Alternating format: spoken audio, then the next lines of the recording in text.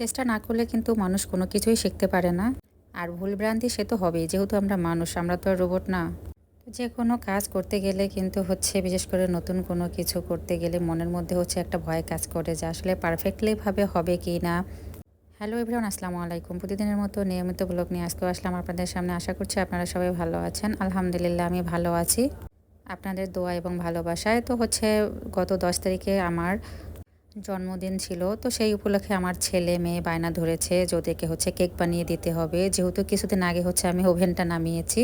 তো ওদের কথায়, ওভেন আছে আম্মু, তুমি আমাদেরকে নাস্তা এগুলো রেডি করে দিচ্ছ না কেন? আসলে রমজান মাস, কিন্তু বুঝতেই পারতেছেন সবারই একই হাল, ক্লান্ত হয়ে যায় অনেক বাসার কাজ করতে করতে।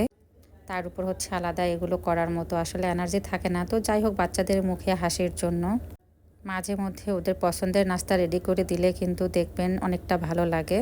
আর যেহেতু আমার ছেলে রোজা দিচ্ছে, তাই আমি চাচ্ছি যে ওর মন মতো কিছু রেডি করে দিতে আর কি, প্রতিদিন কিছু না কিছু নতুন ওর নাস্তার আইটেমে রাখতে।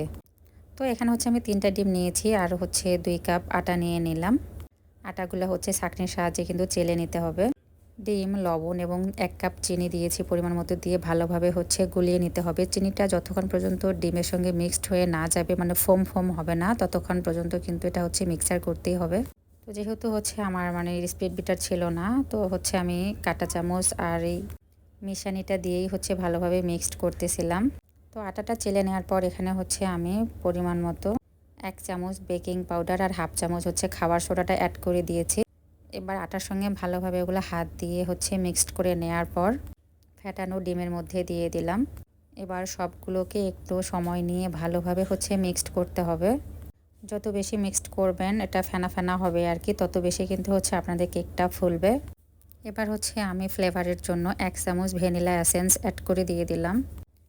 এবার ভালোভাবে আবার একটু মিক্সড করে নেওয়ার পর আমি যেটাতে কেক বানাবো, এই বাটিটা নেওয়ার পর এখানে আমি 2টা টিস্যু নিয়েছি। তো টিস্যুটাতে তেল ব্রাশ করে দিতে হবে। যেহেতু আমার ব্রাশ নেই, তাই আরেকটা টিস্যুতে তেল নিয়ে আমি এভাবে ব্রাশ করে দিয়ে দিলাম।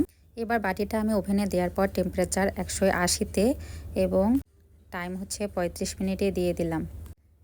এরপর আমি কিন্তু গোসলে গিয়েছিলাম। তো যাই হোক, গোসল করে আসার পর দেখি এদিকে আমার কেকটা এমন ফোলা ফুলেছে, ফুলতে ফুলতে কিন্তু দেখেন ফেটেই গিয়েছে। তো কেকটা দেখে আমার অনেক হাসি পাচ্ছিল। পরে আমার ছেলে এসে আমাকে কিন্তু বুদ্ধিটা দিল, আম্মু তুমি এটা উপর দিয়ে কেটে ফেলো। যাই হোক, দারুণ একটা আইডিয়া। আমি উপর দিয়ে কিন্তু চাকু দিয়ে দেখেন কেটে নিয়েছি। তো মাশাআল্লাহ, প্রথমবারেই ওভেনে কেকটা আমার কিন্তু পারফেক্ট হয়েছে।